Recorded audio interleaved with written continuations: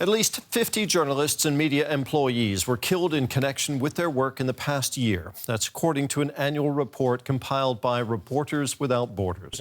The report says Mexico is the most dangerous country for journalists to work in, followed by Iraq, Afghanistan, Pakistan, and India. The group says most journalists who died were in countries not even at war. Instead, they're targeted for trying to expose crime and corruption.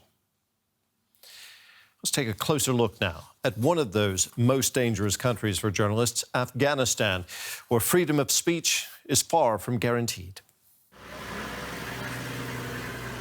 This is the third funeral of a journalist in Afghanistan in 2 months.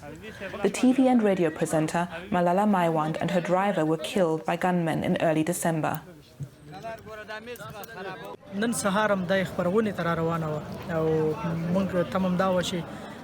She was on her way to work, and we had planned to do a show together. I was on air when I got the news. We had to stop the show.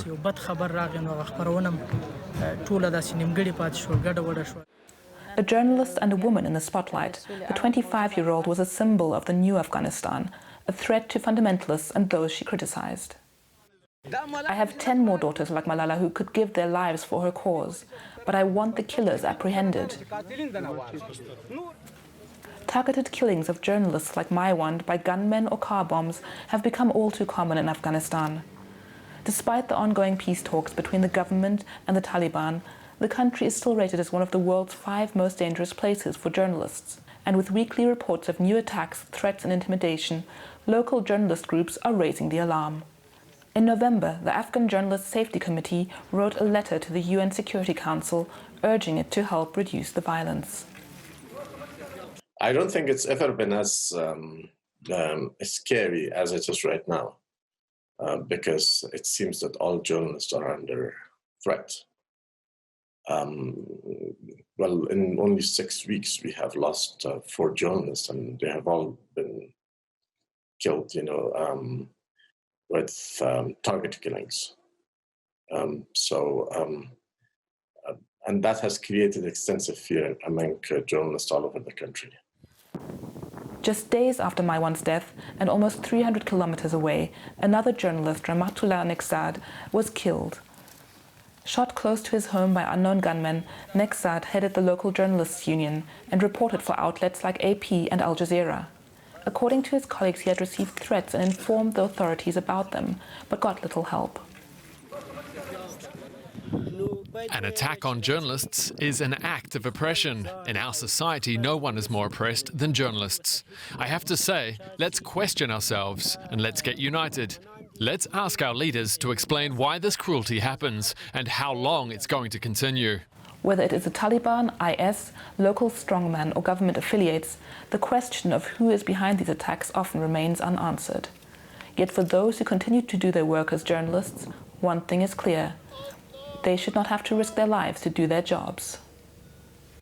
Let's bring in Christian Mihr here. He's director of Reporters Without Borders in Germany. Mr. Mihr, your organization has just released a report showing that 50 journalists were killed this year, most of them in countries that are not classified as war zones. What makes being a journalist so dangerous? I mean, what all of the cases of the killed journalists have in common are that these journalists are journalists who have been investigating organized crime, environmental pollution, and people who are involved doing business out of environmental pollution. And so basically the profession of investigative journalism is what makes it so dangerous and growingly dangerous. Your report also shows that 387 journalists are currently in detention in connection with their work. What are their prospects of being released?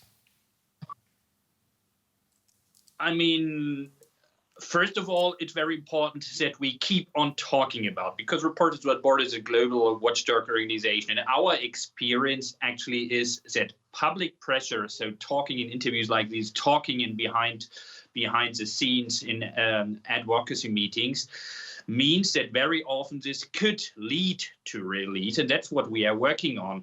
And one has to remind that China actually is one of the biggest jailers in these years, and this, especially in these years where China has been really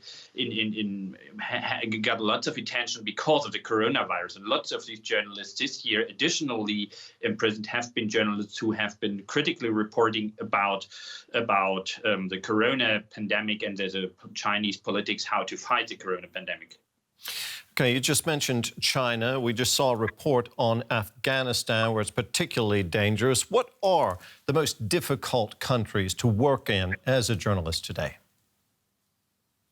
I mean, first of all, it's important to mention, and this is actually a growing trend, that actually the most difficult countries, the most dangerous countries are the countries which are not at war. Because traditionally you think about war countries where people and where journalists get killed. But really a growing trend is actually this year is actually 2/3 of the killed journalists have been killed in countries which officially are declared war. So these are the countries: Mexico, basically, India, Pakistan, and Syria, where in all of these countries actually we have internal wars with geopolitical interests to some extent, maybe different compared to Mexico, where it's basically just organized crime committing most of the crimes against journalists and the murders.